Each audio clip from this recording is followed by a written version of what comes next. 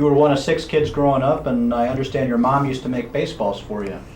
Yeah, we didn't have any baseballs, and my mother would get yarn and roll them up and would have the black tape, and my mother would always have the balls around. So my brother and I, we had baseballs or balls for as youngsters. Speaking of your brother, I also understand that you and he used to use a broomstick and try to hit bottle caps. Well, that's right. We had some bottle caps and broomsticks, and of course my brother would pitch, you know, and with a bottle cap you could make it move and curve and swing around. And of course, trying to hit that bottle cap was quite a feat. So I could do it, though. So.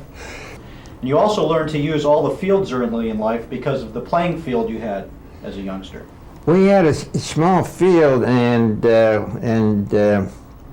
we had a short right field, and we only had one ball. And if you'd hit the ball over the right fielder's head, he'd have to chase the ball and take 5 minutes to come back. So they had our field had a little hillside there where you can keep the ball in play, and I learned how to hit the ball to left field when I was a youngster.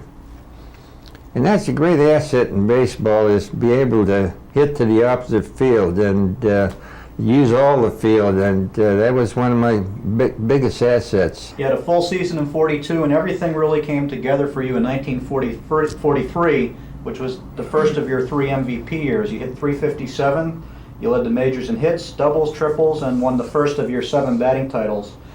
Do you know, was there anything that made everything come together? Was it a comfort level, an understanding of National League pitching?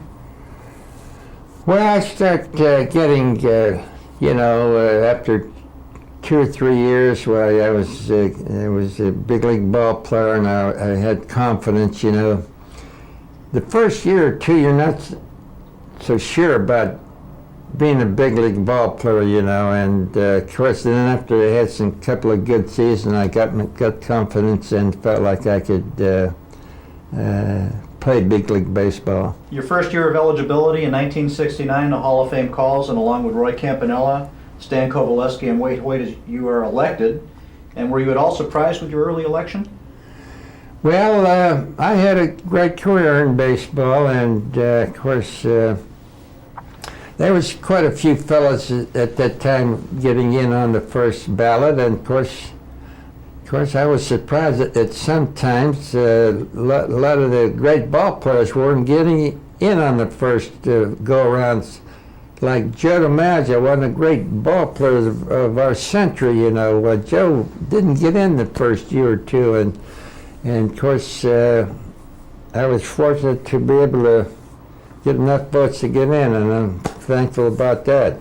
Dan, you became the first ML player ever to win 3 MVPs. You slugged 700 in a season once. You passed Ty Cobb for the all-time records for total bases. You broke Ruth Smart for extra bases. You earned 7 batting titles. The records go on and on.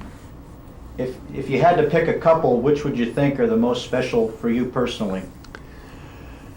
Well, I would say, of course, I'm very proud of my 7 batting titles. You know, you have to be having good seasons to win. Anytime you win the batting title, but overall, I think getting 3,000 hit was a magical number in baseball, and to get 3,000 hits, you're averaging 200 hits for 15 years. Now that takes a lot of playing, a lot of hitting, and it's a great number, 3,000. But I think what I appreciate more than anything else was getting voted into the Hall of Fame, because you're up there with some of the great athletes and baseball players of this country, of this century. So I was very happy about that. I guess getting in the Hall of Fame was the greatest thing in baseball. Hello everyone, I spend a lot of time trying to get you guys nice videos, so please subscribe to this page. Thank you.